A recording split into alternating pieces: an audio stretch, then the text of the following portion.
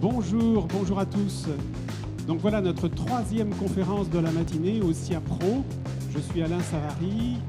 Je travaille à l'organisation de toutes ces conférences avec mes deux collègues Marie-Laure Eustache et Pierre Compère. Et c'est nous qui avons construit ce programme de conférences, trouvé des intervenants et qui animons sur ces 3 jours une trentaine de conférences sur les sujets d'intérêt pratique des agriculteurs. Aujourd'hui, nous sommes sur la question du carbone, sur la question « Je réduis mes émissions de carbone en tant qu'agriculteur, comment je fais ?» Et donc nous avons un panel d'intervenants, Jean-Marc Lévy de Carbon Farmers, Samuel Vandalm de Carbon Agri.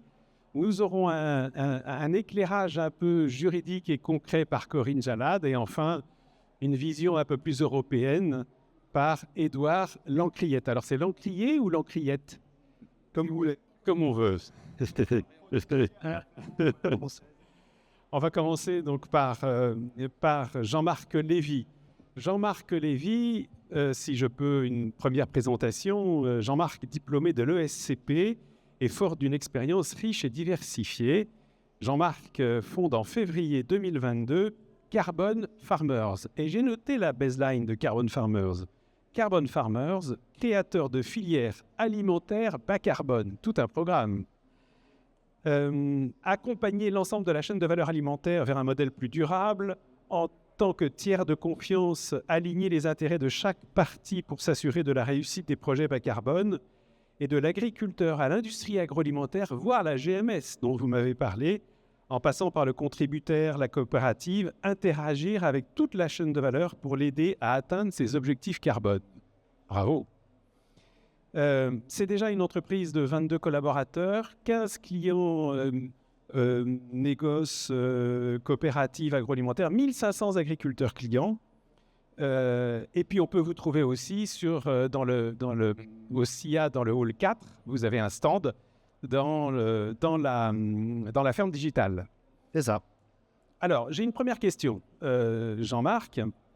Sur cet objectif de valorisation des projets carbone par les contrats filières aval, puisque c'est principalement ce focus sur lequel je vous interroge, quelle est votre méthode de travail pour monter des contrats filières bas carbone avec l'industrie aval agroalimentaire ?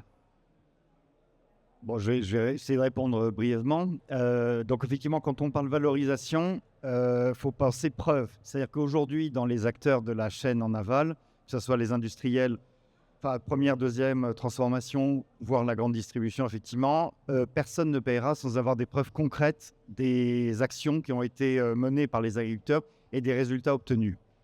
Et notre métier, c'est effectivement de maximiser cette valorisation pour les agriculteurs. Donc concrètement, tout commence sur le terrain avec les agriculteurs, puisqu'on va définir avec eux un bilan et un plan d'action. C'est quelque chose qu'on fait donc avec notre équipe d'agronomes. Dans les 22, il y a 2 tiers ce sont des agronomes qui sont en contact quotidien avec les agriculteurs, en présentiel ou visio. Et globalement, pour synthétiser, on va répondre à trois questions, 3 chiffres. Le premier, c'est le bilan actuel, effectivement, des émissions. Alors, des émissions de la ferme, mais aussi des facteurs d'émissions, c'est-à-dire l'intensité carbone des productions agricoles à date. Okay. Deuxième chiffre, c'est quand l'agriculteur, lors de l'élaboration de son plan d'action, qui d'ailleurs, juste point important, n'est pas élaboré qu'avec nos agronomes et lui, mais aussi en intégrant toujours un technicien, voire 2, des coopératives qui le conseillent au quotidien. Donc, c'est un plan d'action fait en groupe qui est basé donc, sur la connaissance de la ferme, de l'historique, de la connaissance aussi du facteur psychologique de l'agriculteur aussi, et évidemment de notre connaissance carbone que nous, on va apporter. Donc, il y a ce chiffre de projection, combien d'émissions à terme et quels sont les facteurs d'émissions à terme qu'on va pouvoir obtenir. Et le troisième chiffre, c'est le coût de transition. Et ça, c'est extrêmement important parce que c'est une aide à la décision pour l'agriculteur de s'engager ou pas. Et c'est aussi un support pour les coopératives, pour les collecteurs, je devrais dire, soit privés ou coopératifs, pour négocier au mieux les primes, donc le premium, le prix à payer en plus pour des productions décarbonée et d'agriculture régénérative. Et ce calcul du coût de transition, on le fait au niveau de l'exploitation, mais on le fait bien sûr ensuite en consolidation sur des cohortes d'agriculteurs qu'on accompagne et qui permettent aux responsables filières des coopératives d'aller voir leurs clients avec des preuves de chiffres et de calcul de coûts. Voilà. Et est-ce que tu peux nous donner un exemple de contrat filière bas carbone concret? Alors, je peux pas expliquer que ce qui est public. Bien sûr. Donc, par exemple, puisque Jérôme Marie, président de la commission innovation de Tereos, est dans la salle, effectivement, Tereos a annoncé publiquement donc, une première prime pour cette année qui consiste à valoriser l'état actuel des exploitations, c'est-à-dire le facteur d'émission, donc l'intensité carbone actuelle de la betterave avant même tout changement de pratique. Et là, il y a 2 seuils en fonction donc de l'intensité carbone de la betterave, 21,6 kg de CO2 par tonne de betterave. Et en fonction de si on est au-dessus ou en dessous de ce seuil, on touche une prime de 50 ou 200 euros à l'hectare.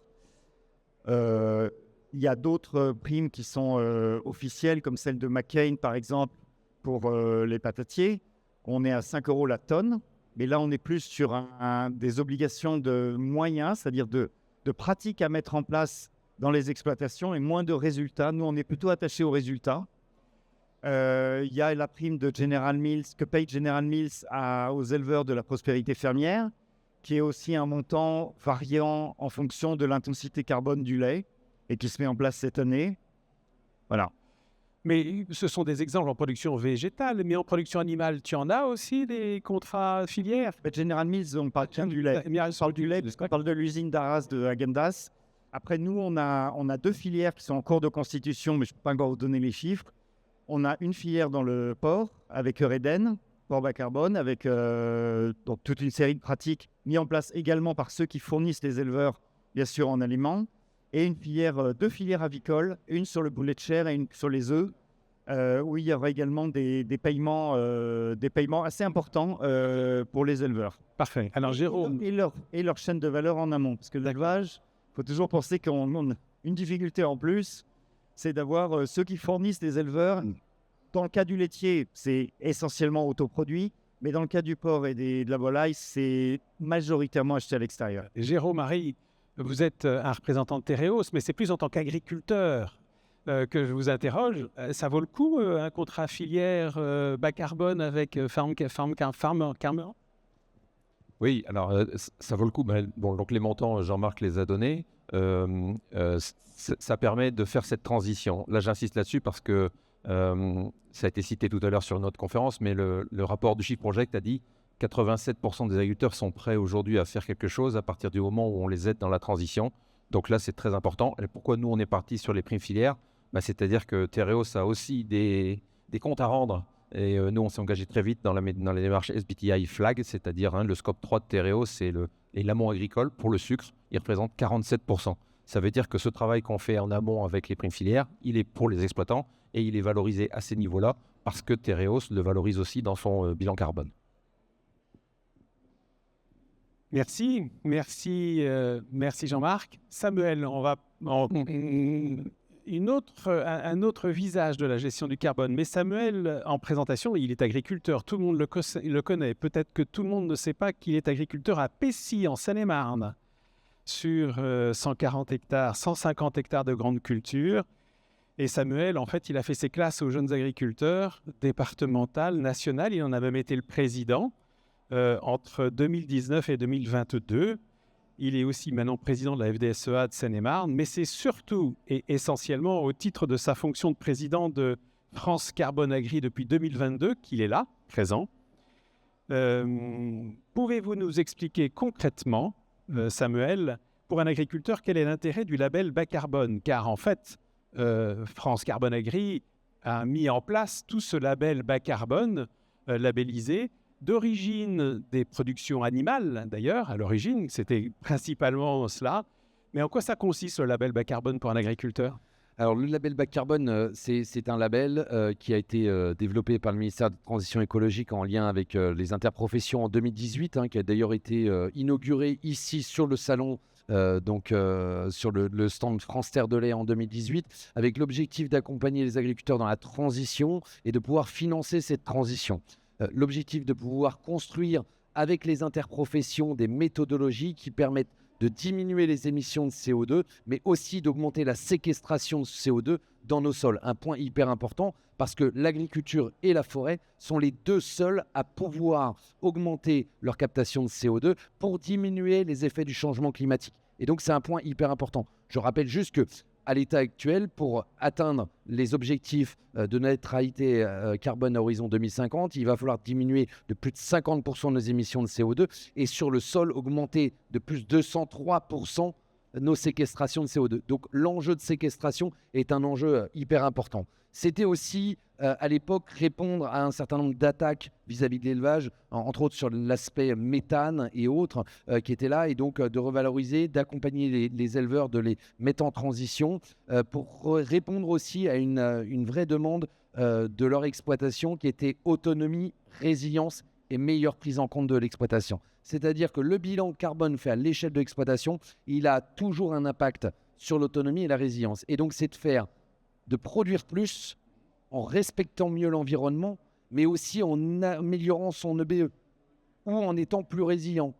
La meilleure assurance pour aujourd'hui un éleveur, par exemple, c'est le stockage de foin. C'est la meilleure assurance qui peut lui arriver. Et donc, tout est parti du monde de l'élevage ruminant. Depuis, la méthodologie grande culture est aussi arrivée. La méthode porc, donc, qui doit arriver d'ici quelques heures sur le salon. Il y a une pré-annonce à faire alors, Samuel. Il y a des choses qui vont arriver sur le salon, entre autres sur la partie porc et ovin, caprin, donc ce qui devrait arriver là très rapidement. Et puis, il y a tout le travail autour du label bas carbone. Ce label bas carbone, c'est un label un peu spécifique français qui a des gages de qualité de traçabilité très forte. C'est-à-dire qu'on a des rendus très importants et c'est aussi pour nous important de le garder parce qu'on ne veut pas tomber dans les travers de ce qui s'est passé autour des scandales Vera. Typiquement, certains gaziers envoyaient des bouteilles de gaz au Malawi pour faire que les sociétés primates ne déforestent pas. Et donc, en ne coupant pas des arbres, on faisait du crédit carbone. Voilà. Le label bas carbone, on n'est pas dans cette dimension-là. Donc, il faut le garder. Par contre, ce label bas carbone, il faut qu'il évolue.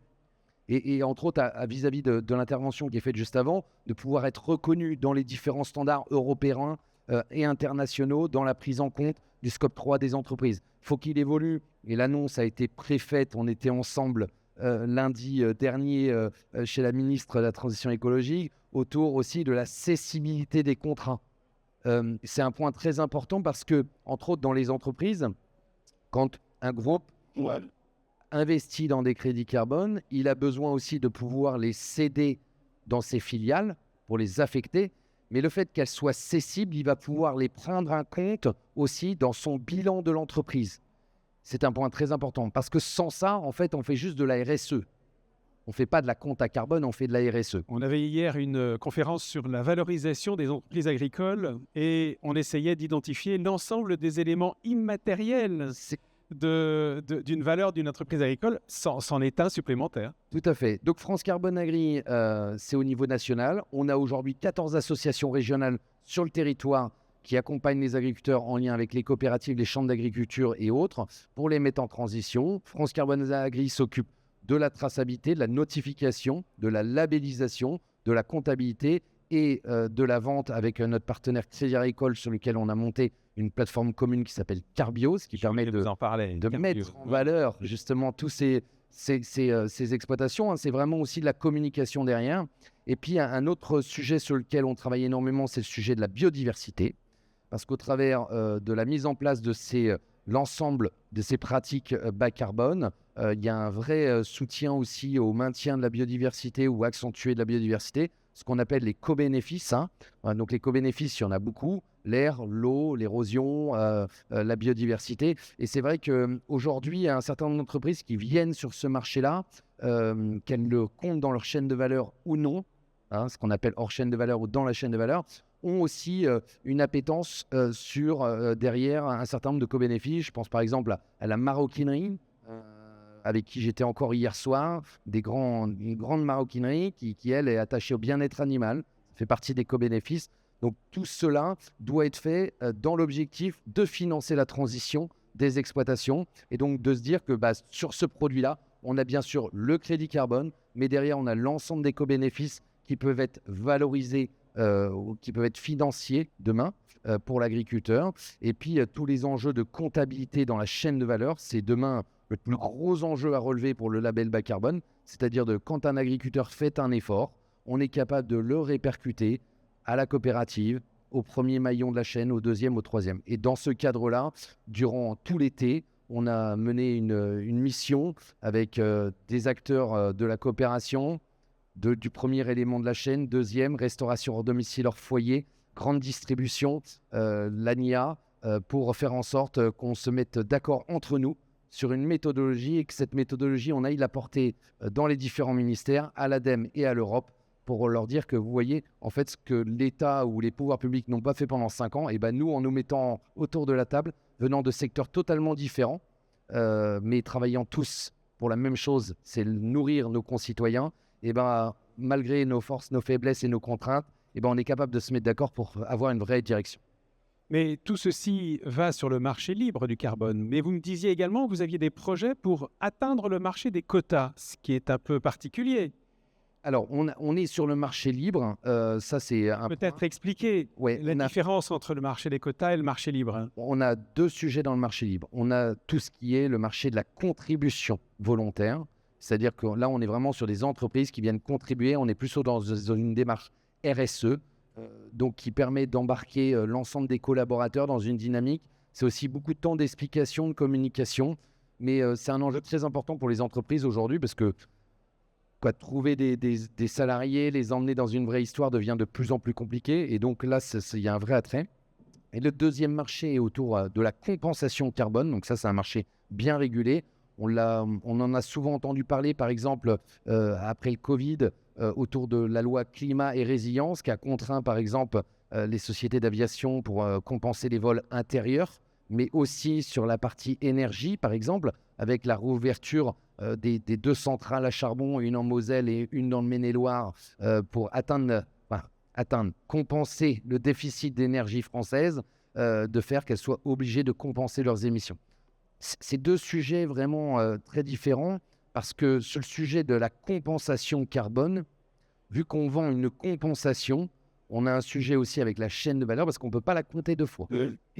Donc là, on est vraiment sur des marchés différents. Donc là, c'est pareil, on s'occupe de la traçabilité et de faire en sorte que l'ensemble des éléments soient bien tracés pour qu'on ne soit pas mis en difficulté avec une double revendication. Merci. Corinne Jalad, elle vient de Albi. Voilà. On est envahi par des intervenants qui viennent du sud-ouest. Je ne sais pas ce qui se passe, mais visiblement, l'écosystème de Toulouse, c'est dû à Pierre, peut-être. Titulaire d'un master en droit, Corinne débute sa carrière comme chargée d'affaires au Crédit Agricole, la banque. Puis après, elle devient avocat associé à la Clé des Champs, un nom bien qui chante la Clé des Champs. Et donc, vous êtes principalement sur du conseil auprès d'agriculteurs assez généraliste et assez global, en arboriculture, en maraîchage, en élevage et en culture spécialisée. Mais c'est principalement auprès de ceux qui s'engagent dans la transformation et la commercialisation directe de leurs produits et dans la diversification et aussi dans l'énergie.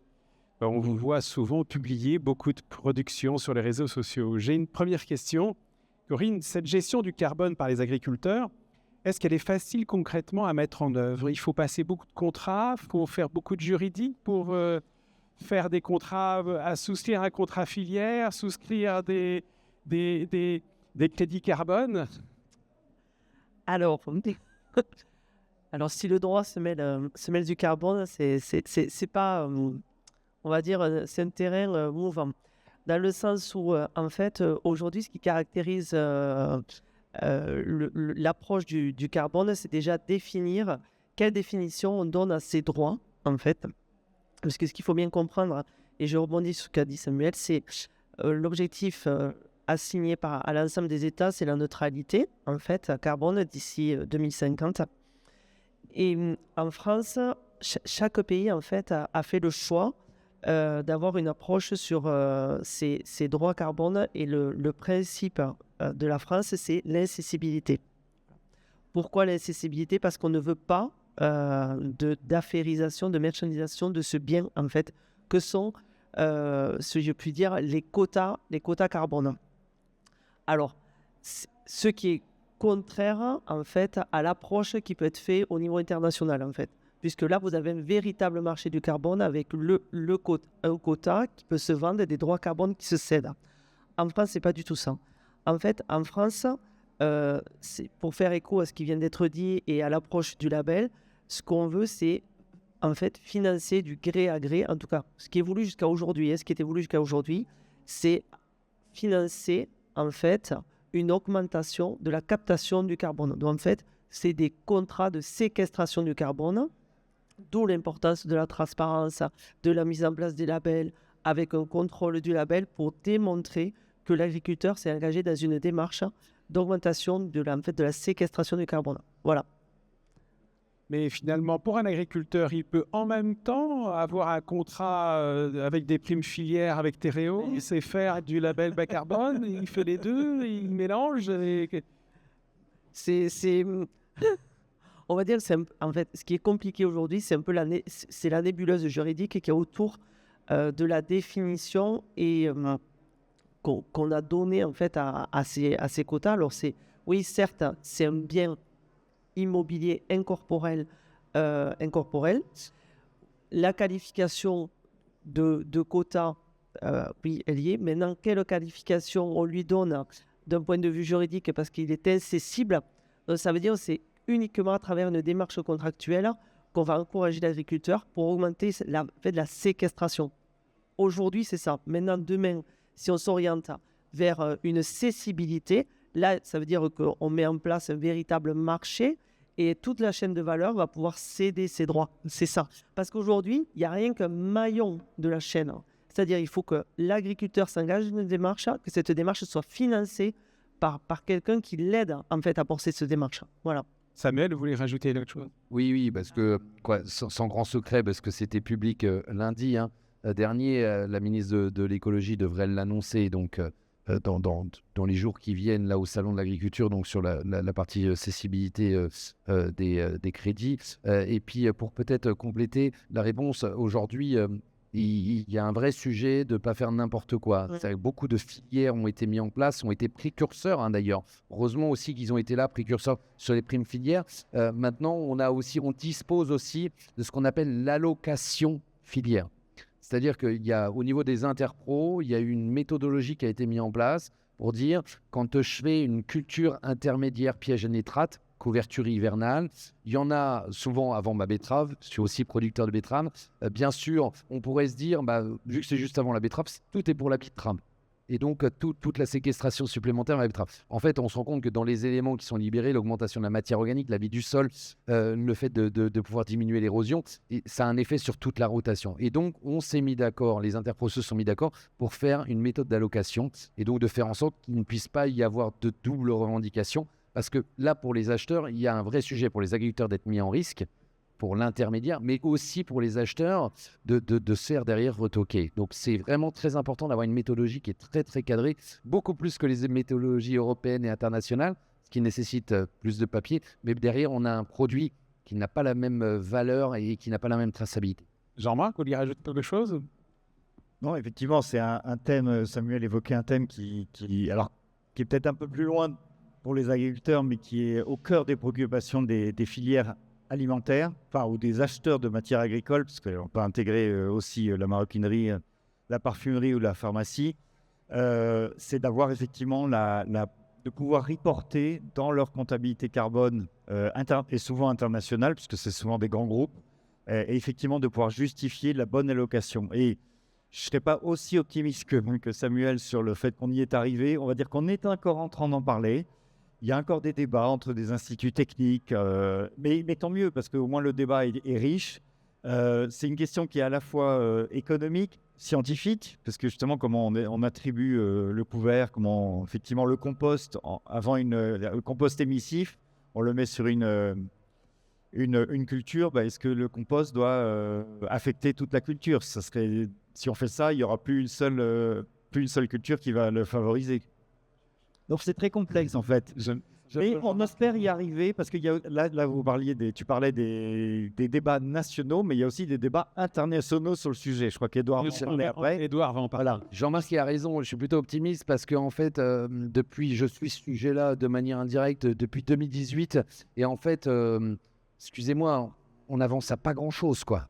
On met des agriculteurs en transition, on les fait avancer. Derrière, on a besoin de cadres nationaux, européens, internationaux. On fait passer nos demandes, on n'arrête pas des réunions et c'est fatigant. C'est fatigant parce que, comme c'était dit tout à l'heure, le Shift Project dit qu'il y a plus de 80% des agriculteurs qui ont envie, mais on n'y va pas. Pourquoi ? Parce qu'il nous manque quelques verrous réglementaires. Donc, déverrouillons et j'ai plutôt l'impression ces derniers temps, ces derniers mois, qu'enfin, et côté agricole, parce que les agriculteurs et l'interprofession agricole a aussi sa part de responsabilité dans tout ça. Faut pas se défausser non plus que bien sur placé pour le dire. Ouais, faut pas se défausser que sur l'État. Nous aussi, entre nous, on a des discussions un peu dures. Mais là, j'ai l'impression que ces derniers temps, entre nous, on a commencé à déverrouiller un certain nombre de points et les annonces que la ministre devrait faire vont plutôt dans mon sens. Edouard, juste pour rebondir là-dessus, je pense que Samuel a raison d'être optimiste. Il ne faut pas sous-estimer à quel point on est extrêmement en avance en France sur la transition bas carbone et la mesure de ces enjeux bas carbone. Le SBTi Flag et le GHG Protocol, donc qui sont les normes internationales qui cadrent ces transitions, sont des normes qui sont définies au niveau international pour l'ensemble du secteur des terres. Et en fait, on n'imagine pas à quel point on est l'une des rares zones géographiques au monde à avoir cette agriculture de rotation culturelle qui pose tous ces enjeux d'allocation. Et en fait, du coup, les règles d'allocation sur lesquelles on travaille avec les interprofessions, pour savoir comment on alloue une réduction d'émissions ou un stockage sur telle ou telle culture, on est les premiers au monde à le faire. Et on le fait en toute conformité avec les règles scientifiques. Et derrière, nous, on est dans les groupes européens, on travaille avec le SBTi, avec le GHG. En fait, on est tout à fait bien placé pour proposer ces règles et qu'elles soient adoptées. Et ça, c'est ce qu'il faut qu'on réussisse à faire collectivement en France, profiter de cette avance collectivement. Edouard a pris un peu d'avance, mais j'ai encore une question à Corinne. Finalement, dans tout cela, si je reviens terre à terre, pour un agriculteur dans sa ferme, il vaut mieux qu'il ait un conseil juridique pour savoir ce qu'il doit signer dans telle ou telle chose, dans tout ce maquis. Mais je sais pas. Dans tout ce maquis, non, c'est clair que c'est complexe. Et c'est d'autant plus complexe que le droit, en fait, si vous voulez, n'est pas abouti sur ce sujet-là. Et il n'a pas fini d'être abouti dans la mesure où, en fait, c'est un sujet, comme on vient de vous le dire, qui bouge et qui est en perpétuelle évolution. Donc, c'est ce qui est compliqué à appréhender dans la compréhension pour l'agriculteur, en fait. Donc, tous ceux qui veulent poser des questions directes à Corinne, ce sera au Café des Agris tout à l'heure. Maintenant, merci. Édouard Lancriette,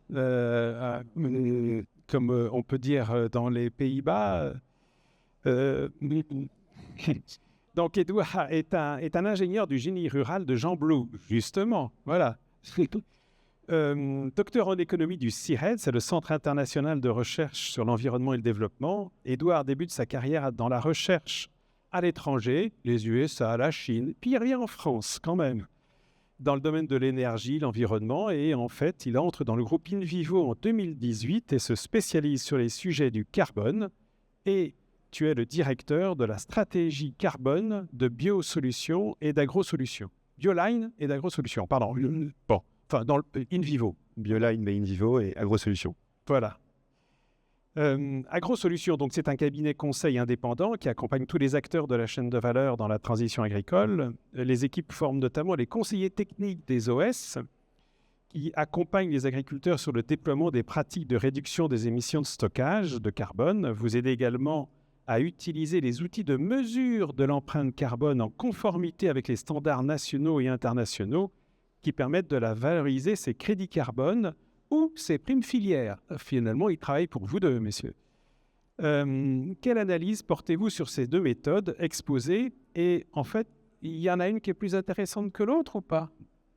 Alors, peut-être pour introduire le propos, il faut rappeler que la transition bas carbone en agriculture qui est indispensable, on l'a souligné, en fait, elle coûte cher, elle coûte entre cher et très très cher. Et il y a plusieurs prix, il y a plusieurs transitions possibles et il y a plusieurs chemins de prix. Et la difficulté qu'on a aujourd'hui, c'est que parmi toutes les sources de financement qu'on a citées, il n'y en a aucune qui couvre complètement le coût de cette transition pour l'agriculteur à grande échelle. Il y a des projets où les acteurs montent des très beaux projets et arrivent à couvrir les coûts de financement. Mais si on veut passer à l'échelle, pour le moment, on n'a pas de solution. Donc l'enjeu, c'est évidemment de pouvoir cumuler un maximum de sources de revenus pour l'agriculteur à l'échelle de la ferme, donc de cumuler les crédits carbone et les primes filières. La bonne nouvelle, c'est que c'est tout à fait possible et qu'il faut le faire. Il faut pouvoir ajouter à ça, comme le soulignait Samuel, des financements complémentaires pour contribution, voilà, un autre type de claim carbone. Mais donc, c'est possible, il faut le faire. Il y a aujourd'hui une difficulté technique, c'est que si on veut être en conformité avec ces fameuses normes internationales qui interdisent le double compte, la double comptabilité d'un bénéfice climatique, et ben, ça demande un peu de technique. Et là, pour le moment, c'est des choses qu'on fait, nous, chez AgroSolutions, avec des équipes d'ingénieurs, où en fait, on va reprendre tous les calculs et on va démontrer que ce qui est alloué dans tel scope 3 ne sera pas repris en crédit carbone et inversement. Et là, on est clean. Mais l'enjeu, si on veut accélérer cela, c'est de développer des calculateurs digitaux qui automatisent d'une part les calculs carbone qui aujourd'hui coûtent assez cher à réaliser, il faut bien le dire, encore trop. L'enjeu, c'est qu'un maximum d'argent revienne à l'agriculteur et un minimum d'argent à ses outils et aux acteurs intermédiaires que nous sommes. Donc il faut des calculateurs qui automatisent ces règles de calcul et d'allocation. Pour ça, il faut des règles d'allocation. C'est pour ça qu'on y travaille. On y travaille au niveau français dans les interprofessions. On y travaille avec la Commission européenne qui est extrêmement demandeur de ce qu'on développe au niveau français parce que, je le rappelle, on a énormément d'avance. Et une fois qu'on aura assez de calculateurs, on pourra avancer. Alors, l'autre élément, c'est qu'il faut travailler sur le modèle économique. C'est peut-être une des limites du label bas carbone en France. Le label bas carbone, c'est vraiment béton d'un point de vue méthode de mesure des réductions d'émissions et du stockage de carbone. C'est très, très, très solide. La difficulté, c'est qu'on n'a pas anticipé au niveau du gouvernement la nécessité de construire un modèle économique en vis-à-vis de ce système de mesure. Et c'est ce à quoi on travaille avec la Commission européenne, avec différents mécanismes de financement qui vont mixer justement la possibilité de coupler des primes filières à des crédits carbone sur une même ferme, mais aussi des fonds publics-privés pour aller... Ce qu'il faut, c'est définir un prix minimum du crédit carbone. Aujourd'hui, quand on vend un crédit à 40, 50 euros, c'est sympa, mais nous, ce qu'on défend au niveau de la profession agricole, c'est un crédit à minimum 100 euros tonne. Et pour ça, on a besoin d'instruments financiers publics pour, dans un mécanisme de marché, établir un prix minimum, comme ça a été le cas. Vous parliez tout à l'heure de la différence entre les marchés volontaires et les marchés réglementés. Du marché réglementé du carbone européen, qui ne concerne pas l'agriculture, qui concerne l'énergie, l'acier, le béton. Mais étant donné que vous avez un dispositif public, dans ce mécanisme-là, vous pouvez définir un prix. Donc c'est je ne vais pas rentrer dans le détail ici parce que c'est des sujets assez politiques, mais c'est une des options qui est sur la table de la Commission pour définir un prix minimum du carbone, un niveau intéressant. Mais donc toutes ces réflexions au niveau de l'Europe, elles vont aboutir. Vous pouvez en dire plus sur cela. Vous y participez à ces réflexions. Et est-ce que ça va servir les agriculteurs français? Moi, je me place toujours pour l'agriculteur là, qui est là et il se dit mais c'est bien compliqué tout ça. Oui, excellente question. Alors oui, AgroSolutions, on est mandaté par la Commission pour, à travers différents projets dans les groupes d'experts pour construire ce nouveau système européen. Et là, très concrètement, la Commission en fait a compris qu'il y a une urgence d'avoir à la fois des outils digitaux fluides, pas chers, robustes et qui fassent toutes ces allocations carbone qui du coup ne soient pas à la charge de l'agriculteur ou de l'agro-industrie, d'une part, et d'autre part, un marché qui finance cette transition. Sur la partie des outils, on vient de remporter un très gros projet européen avec différents partenaires industriels pour construire ces outils pilotes, les outils nouvelle génération, qui à la connexion automatisée aux images satellites d'une part et à l'intégration de ces règles d'allocation, iront beaucoup plus vite, coûteront beaucoup moins cher et feront ces allocations de stockage de carbone. Donc, j'espère qu'on pourra annoncer d'ici la fin de l'année qu'on aura déjà ces outils disponibles et accessibles aux agriculteurs. L'autre élément, c'est sur la construction du modèle économique.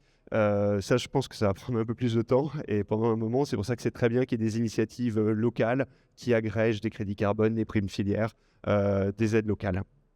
D'accord.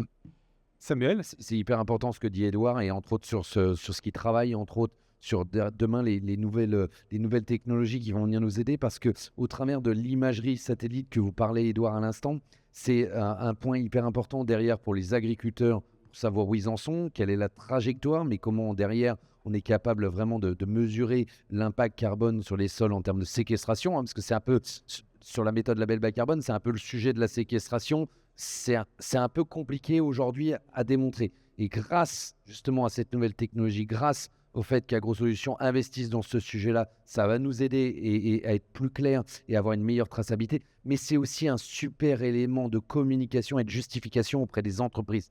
Et ça, là-dessus, c'est un enjeu hyper important. Alors, à part emmener toutes les entreprises dans nos fermes, faire un trou à la bêche pour compter le nombre de vers de terre, qui est l'élément le plus simple. Oui, mais sur la séquestration carbone, c'est aujourd'hui la méthode la plus simple pour montrer une entreprise. Quand on vient au début du projet, on vient 5 ans après, on prend un fer de bêche, on compte le nombre de vers de terre. C'est un élément qui est facile. Mais demain, grâce aussi à ces nouvelles technologies, on sera capable de mieux communiquer dans les entreprises qui viennent investir, qui sont en lien avec nous, pour faire en sorte que ça rende plus fit et que ça rende encore plus crédible ce qu'on fait sur nos exploitations demain.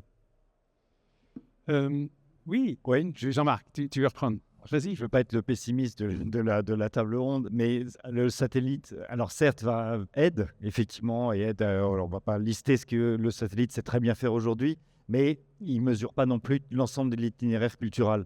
Et il reste cette mesure, notamment de la fertilisation, notamment des amendements organiques, etc., qui reste à mesurer. Alors, certes, les logiciels de gestion parcellaire qu'utilisent les agriculteurs, heureusement de plus en plus nombreux, mais comportent encore beaucoup d'erreurs. Donc, en fait, même si nous, on essaye d'automatiser un maximum ces démarches, il y a toujours, à un moment donné, une interaction avec l'agriculteur pour vérifier ce qu'il a effectivement fait sur sa ferme. L'agriculteur ni son technicien, ce n'est pas des informaticiens. On ne peut pas leur en vouloir qu'il y ait des erreurs, qu'il y ait des trous.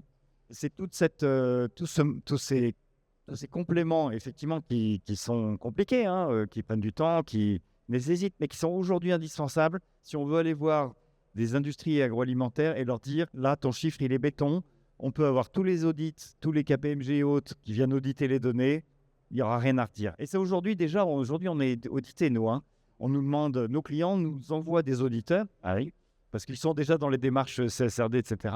Ils sont déjà dans les démarches SBTI et ils ne veulent pas se faire coincer dans 3 ans, dans 2 ans, avec des données qui manqueraient. Donc aujourd'hui, nous, on est régulièrement interrogés par des cabinets d'audit pour avoir l'information à la ferme, à la parcelle. Et il n'y a pas de secret. C'est lourd, c'est compliqué. Le satellite va aider, mais il y aura un moment donné, de toute façon, il faut du... Comme Corinne veut rajouter Il faut du jus de cerveau. Non ?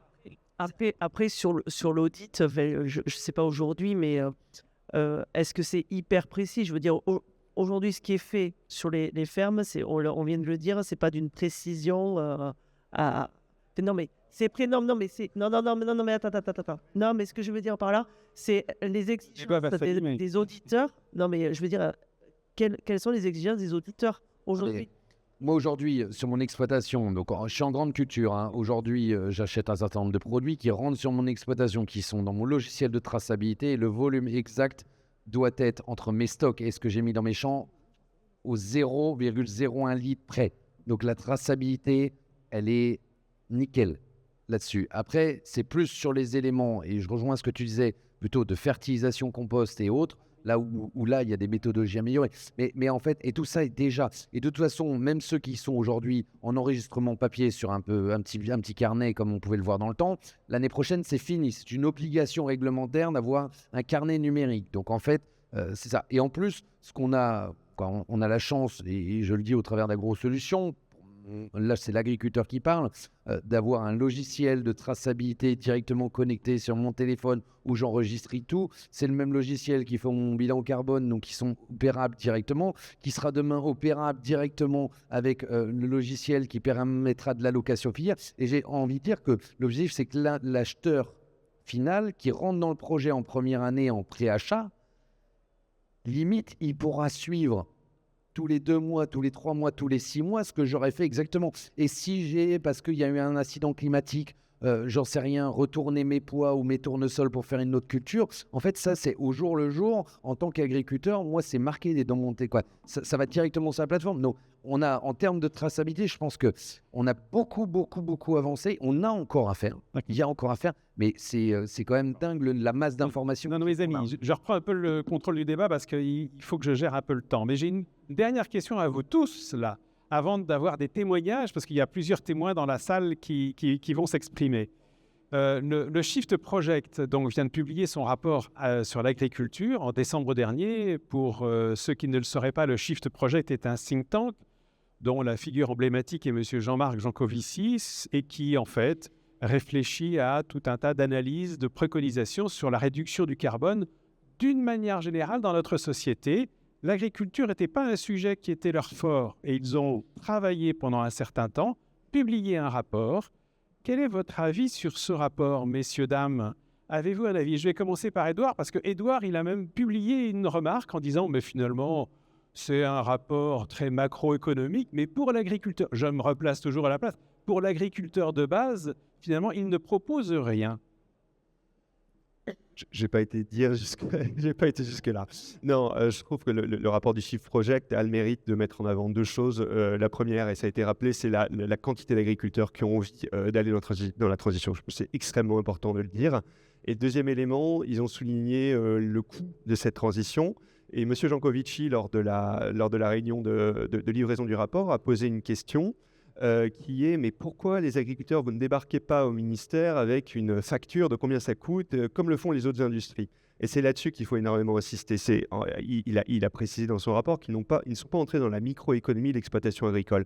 Et je pense que c'est un point essentiel, un éclairage complémentaire, c'est que vous voulez faire une transition bas carbone d'une grande industrie française, vous réunissez 5 patrons à l'Élysée, vous avez tous les acteurs de la filière et vous faites la transition. L'agriculture, vous avez 300 000 agriculteurs au moins en France, ça réduit malheureusement régulièrement, et chaque exploitation agricole est différente. Ça, c'est le premier élément, donc ça ne se fait pas comme ça. Le deuxième élément, c'est que l'économie agricole, c'est extrêmement complexe et multifactoriel.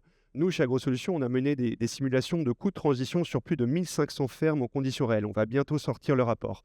Et on regarde pour chaque ferme combien ça coûte une transition, la même transition sur chaque ferme. Il n'y a pas deux réponses identiques.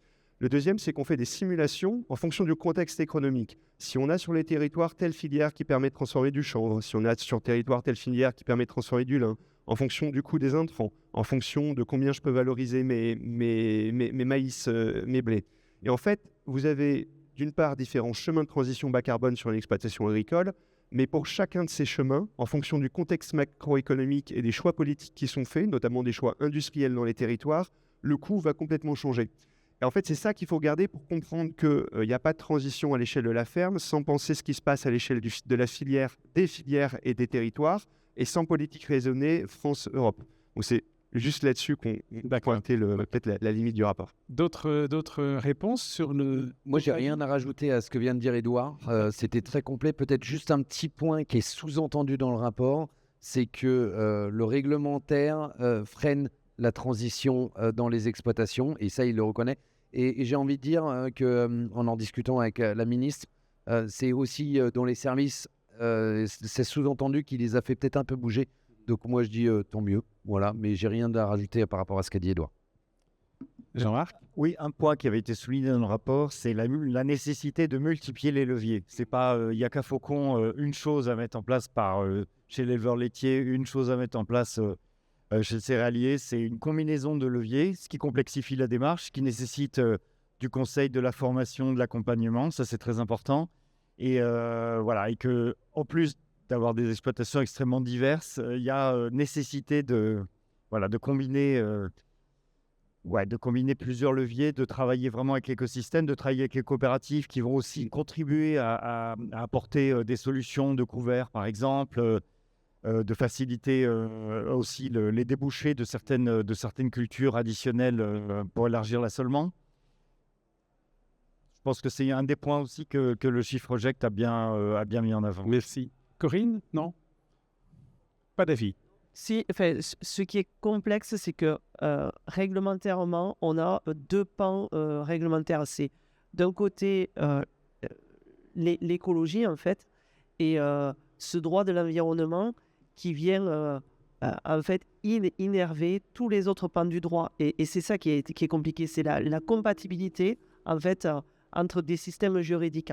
C'est ça. Et c'est ce qui complexifie aussi l'avancée et pourquoi le pas de temps, pourquoi on n'est pas en vitesse accélérée, parce que ça dépend de deux ministères qui sont le ministère de l'écologie et le ministère de l'Agriculture. Enfin, voilà. Et il faut aligner, en Et qui fait. ne se parle pas beaucoup. Et Bercy. Merci aussi, tout à fait. Ouais. Merci, messieurs, dames. Ben, maintenant, vous restez là, vous ne bougez pas, mais on va avoir plusieurs témoignages dans la salle et on va commencer, si la vue se bonifie, par Guillaume. Guillaume, viens, je t'en prie. Guillaume Tan, tu vas prendre un micro, là. Guillaume Tan, en fait, si je peux le présenter, il est un peu atypique. C'est un ingénieur en agriculture et Guillaume se définit comme un créateur d'idées pour l'agriculture. C'est comme ça que je vois beaucoup de publications te concernant. Après plusieurs stages dans des pays lointains, la Nouvelle-Zélande, les États-Unis, il débute sa carrière chez Cerf France pour créer un service de conseil agronomique. Au bout de 10 ans, en fait, il a créé une équipe de 10 agros chez Cerf France qui font du conseil agronomique. Et puis il se dit, mais maintenant, il faut que je fasse autre chose. Il est lauréat de la bourse Nuffield et il est parti faire un deuxième tour du monde sur un objectif qui est une exploitation agricole sans énergie fossile. Et il a un projet. Alors, entre-temps, il revient dans la ferme de papa et maman, mais il cherche une entreprise agricole pour mettre en œuvre son projet d'une entreprise sans énergie fossile. C'est une façon radicale de réduire ses émissions de carbone. C'est une façon radicale. Merci pour la présentation. Donc oui, j'ai passé 10 ans chez Cerf France pour monter une équipe agro. Maintenant, je suis agronome à mon compte, en France et à l'international. Je suis ici entre deux escales. C'est souvent comme ça ma vie en ce moment, quand on rate pas une marche. Et du coup, à travers ce tour du monde, l'idée était vraiment de chercher toutes les idées et compiler toutes ces idées de comment on peut faire ou imaginer une agriculture sans énergie fossile. Et donc, quand on creuse là-dessus, il y a deux thématiques qui viennent... Je me recule. Il y a deux thématiques qui viennent en avant. C'est la mobilité, avec tout l'usage des énergies fossiles pour faire bouger l'équipement, bouger les tracteurs. Et le deuxième, qui est les engrais. Et donc, mes sujets d'études se sont vraiment concentrés sur ces deux thématiques-là, sur comment on peut imaginer bouger des outils, bouger de l'équipement différemment. Donc là, quand on creuse et quand on décortique, on en a parlé juste un petit peu en aparté, il y a l'éthanol qui sort évidemment, mais après il y a toute la dimension électrique et électrification. Donc il y a une ferme que j'ai eu la chance de voir en Nouvelle-Zélande qui est 100% électrique, une ferme de cerises à l'heure actuelle, où il y a tout électrifié de A à Z, avec toute la réflexion autour de cette électrification et de comment on voit les choses différemment. Juste pour donner un petit exemple, en fait quand on pense à un tracteur électrique, souvent le problème c'est qu'on se dit qu'il n'y a pas d'autonomie. Mais il faut peut-être réfléchir comment on travaille, est-ce qu'on a vraiment besoin de 12 heures d'autonomie dessus? Mais après, il y a un autre intérêt sur un tracteur électrique, c'est que tout à coup, on achète une batterie sur 4 roues. Et au lieu d'avoir un tracteur qui, 90% du temps, est stocké sous un hangar, il ne sert à rien, à part à faire du décor ou à faire une belle collection, tout à coup, on a un truc qui a une batterie sur 4 roues et qui, 90% du temps, est branché sur le réseau et on peut l'utiliser pour stocker de l'énergie et la réutiliser le reste de l'année. Donc la réflexion du tracteur électrique n'est plus du tout la réflexion d'achat d'un tracteur. En fait, l'outil tracteur devient annexe. C'est que j'achète une batterie que je pourrais déplacer pour faire un tracteur. Et puis après, toutes les dimensions sur la partie azote, avec plein d'innovations, plein d'idées, à la fois des innovations agronomiques sur comment on réfléchit une rotation. Donc j'ai fait pas mal de temps dans différents pays pour chercher des rotations, donc avec des trucs très bizarres où on laisse des années entières, on ne récolte pas. On dit mais sur la marge, ça ne marche pas. Et en fait, quand on retourne dans le sud-ouest, notamment de la France, et quand on a une étiquette Cerf France, on a encore accès à des chiffres Cerf France du sud-ouest de la France avec les copains.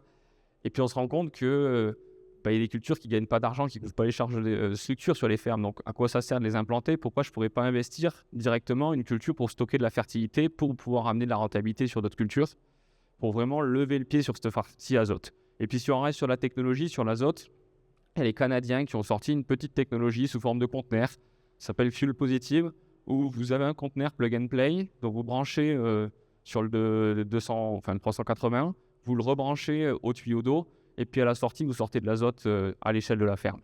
Donc ça marche bien. C'est plus à l'état de projet, c'est déployé sur les fermes aujourd'hui au Canada. Et ça si ça arrive chez nous, il y a encore un peu de temps, mais leur marché est tellement immense. Mais voilà, il y a des idées et des questions parce que dès qu'on bascule sur l'électrification, si on veut la produire à la ferme, on met des panneaux, c'est horrible. Plus bas. Si on bascule sur l'électrification, le gros souci qu'on a quand on produit de l'électricité à l'échelle de nos fermes, enfin même à l'échelle globale, Si on met des panneaux, c'est qu'on n'en produit pas assez en hiver, mais on en produit beaucoup trop sur la partie estivale. Et du coup, au lieu de sursaturer un réseau qui est déjà saturé en été, c'est comment je peux consommer et utiliser cette énergie que j'ai en trop sur la partie estivale. Donc l'idée, pour en revenir là, on est à la recherche, parce que bon, ma famille a une exploitation, mais une exploitation au vin, c'est trop facile à électrifier. Donc le but du jeu, c'est de trouver d'autres fermes avec d'autres enjeux pour chercher justement à pas y arriver. Ceci, il est mieux. Le but du jeu, c'est de chercher des partenaires pour pouvoir électrifier une ferme dans son intégralité, pour justement réfléchir cette réflexion du début à la fin. Bon, merci. Mais en fait, avec une voix normale, on va terminer après au café tout à l'heure et on pourra discuter. Merci beaucoup, Guillaume. Merci. Je vais demander donc à Adrien de venir, sûrement au milieu, comme ça il y aura moins de Larsen. Hein? Adrien. Non, c'est je ne sais pas. Est-ce que s'il parle de là-bas, ça sera mieux? Non, mais il faut baisser le son, nous on va finir sourd. Comme ça, c'est mieux. Rien. Donc, Adrien, Vous allez finir en Larsen. Non, c'est sur. Adrien donc, est le chef de projet Fabacé chez FEV, mais il vient nous parler d'un programme européen de réduction, un programme français, pardon, de réduction d'énergie directe et indirecte sur l'exploitation agricole. Alors, lance-nous, parce que c'est la deuxième vague de lancement du programme Fabacé, toujours pour réduire les émissions carbone. Merci Alain. Je suis chef de projet du programme Fabacé, et donc là, le lien il est bien fait entre carbone, parce qu'on a parlé carbone. Finalement, énergie et carbone et émissions de gaz à effet de serre sont très liés, puisque finalement, c'est les mêmes leviers qu'on active, soit pour stocker du carbone ou limiter les émissions, mais aussi limiter la facture en fait énergétique de chaque agriculteur. Et donc c'est là qu'on intervient. Nous, on a la chance d'avoir un programme C2E, donc c'est un dispositif qui est encadré par le ministère de l'Énergie. Certificat d'économie d'énergie. Voilà, donc c'est un dispositif. Et donc on est le premier programme C2E en agriculture en France. Voilà, ça fait 20 ans que ça existe ce cadre des C2E. Et donc, l'objectif de ce programme, c'est de faire des économies d'énergie et d'intrants dans les fermes au niveau français sur 3 ans. Ça dure de 2025 jusqu'à 2027. Et on a un objectif de faire des économies d'énergie à hauteur de plus d'1 TWh sur 3 ans. Et donc, notre parti pris, c'est justement de s'adresser aux collectifs d'agriculteurs en France, d'avoir un certain nombre d'agriculteurs. On vise 3500 agriculteurs à embarquer dans le programme pour mettre en place ces actions d'économie d'énergie au fur et à mesure du programme. Donc pour l'instant, on a fait un premier appel à candidature. Voilà, je rebondis sur ce que vous avez fait. Donc on a un premier appel à candidature qui a permis d'embarquer déjà, ça c'était en octobre, qui a permis d'embarquer 1000 agriculteurs sur les 3000 qu'on vise. Et ça représente ces 24 structures d'accompagnement de ces agriculteurs. Puisque nous, notre programme, il sert surtout à financer en fait cette transition via un accompagnement donc, de postes d'animateurs. Donc, c'est des structures, que ce soit des coopératives, là j'ai entendu parler, des chambres d'agriculture, etc. En fait, c'est des structures qui ont l'habitude d'accompagner des agriculteurs qui, elles, vont mettre à disposition un animateur que les agriculteurs connaissent déjà, pour travailler sur ces actions d'économie d'énergie. Et donc, c'est 24 structures qui sont déjà engagées dans le programme et plus de 1000 agriculteurs. Et là, depuis aujourd'hui, on lance notre deuxième candidature parce qu'on fonctionne par vague. Il y en aura un troisième. Et donc, c'est officiel. Donc, si vous êtes une structure qui est capable d'accompagner les agriculteurs, vous voulez travailler sur les actions d'économie d'énergie, n'hésitez pas à aller sur le site Fabacé. Il y a tout le dossier de candidature et on serait ravis de vous avoir parmi nous. Candidater et allez les voir dans le hall 4 sur la ferme digitale. Merci. Merci. Et on va terminer par Roman. Tu peux passer le micro à Roman. Roman, merci. Roman, alors on repart dans le sud-ouest. Roman, elle est chef de projet chez Agri Sud-Ouest Innovation. Et donc, elle vient nous parler d'un autre programme qui est le Lilas for Soil. Oui. Qu'est-ce que tu peux nous dire sur ce projet? Oui, exactement. Donc, en fait, Lila for Soil, c'est un projet. Donc, nous, chez Agri Sud-Ouest Innovation, on accompagne nos adhérents sur l'innovation en agriculture. Et on est partenaire de ce projet-là, Lila for Soil, qui est un projet européen de la mission Sol. Et en fait, c'est un projet qui a 2 objectifs majeurs, qui visent à développer l'agriculture régénératrice à l'échelle de l'Europe, enfin à l'échelle à l'échelle de la zone méditerranéenne. Et en fait, l'idée, c'est qu'on va travailler du coup avec des agriculteurs qui vont dédier une partie de leur exploitation au projet, entre 1 et 5 hectares, et qui vont mettre en place des pratiques d'agriculture régénératrice. Et on va ensuite mesurer le stockage du carbone dans ces sols. Et on va permettre à des startups ou des unités de recherche qui ont des technologies innovantes de mesure du carbone, donc des technologies MRV, de se développer et de tester et de valider en conditions réelles en fait, leur technologie. Et en fait, donc là, à l'échelle française, donc il y a 24 partenaires quand même dans ce projet. Et à l'échelle française, on est en train de construire un Living Lab. Donc en fait, un Living Lab, c'est un système d'expérimentation en conditions réelles, basé donc autour de ces agriculteurs qui font aussi partie du projet. Et on rassemble une communauté d'acteurs, de différents types d'acteurs, de différents types de structures, relatives de plus ou moins près au sujet du carbone dans les sols, pour que chacun en fait, puisse apporter son expertise sur le sujet du carbone et faire avancer ces technologies de mesure, créer des modèles économiques aussi à l'échelle du Living Lab pour pouvoir étoffer un peu ce label bas carbone à l'échelle de l'Europe. Merci Roman. Écoutez, j'espère que tous ces exemples, ça montre le foisonnement d'initiatives et de sujets, de projets au service des agriculteurs pour la gestion du label bas carbone. J'espère que ça vous a intéressé et surtout que vous avez appris et que maintenant vous pouvez vous projeter sur toutes ces questions. Merci beaucoup, messieurs, dames, d'être intervenus. Merci à tout le monde.